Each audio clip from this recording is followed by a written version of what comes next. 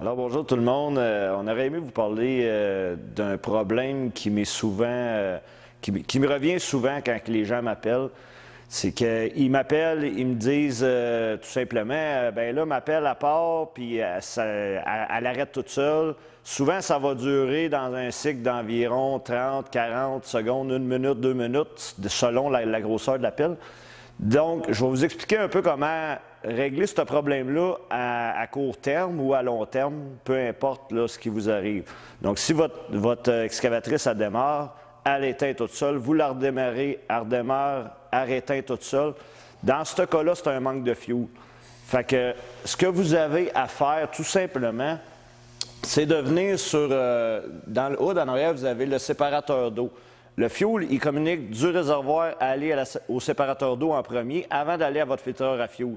Fait que ça ne veut pas dire que vos filtreurs sont bouchés. Ça veut simplement dire que le tuyau qui vient du réservoir, vous regardez sur votre filtreur ici, vous avez des flèches. Donc, vous savez que ça rentre d'un côté, ça sort de l'autre. Le tuyau d'entrée, lui, communique direct avec le réservoir. Donc, ce que vous avez à faire pour vous dépanner, si vous êtes sur un chantier ou peu importe, c'est de le démanteler d'ici, ou l'entrée du filtreur, vous l'enlevez, vous prenez un soufflet à l'air, vous pouvez le faire avec votre bouche, là, mais c'est un peu plus difficile selon le bouchon, parce que ce qui arrive, c'est que la hose, elle a du contaminant dedans, et puis ça vient obstruer le diamètre de la hose qui le réduit, donc le fuel communique moins bien. Donc, vous l'enlevez, et puis vous soufflez dedans avec un sifflet à l'air, c'est sûr que c'est mieux. Vous allez entendre dans le réservoir des bulles d'air qui vont passer. Dans ce cas-là, on sait que le bouchon, on l'a repoussé dans le réservoir. Vous le reconnectez et dans ce cas-là, l'excavatrice va repartir.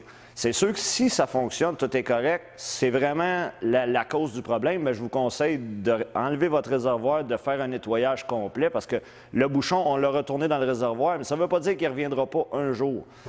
La deuxième cause qui peut causer des choses comme ça, c'est sur les adapteurs chaque côté du filtreur, soit du filtreur à fuel ou soit du séparateur d'eau. Juste ici, souvent, eux, ils sont pressés dans ce filtreur-là. Donc, des fois, ils vont se lousser avec le temps.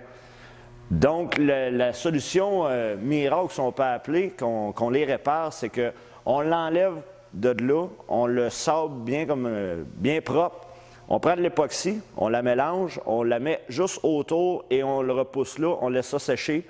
Et puis après ça, le problème va être réglé parce que là, il tirait de l'air entre les deux, puis ça va être réglé dans ce cas-là, il ne tirera plus d'air.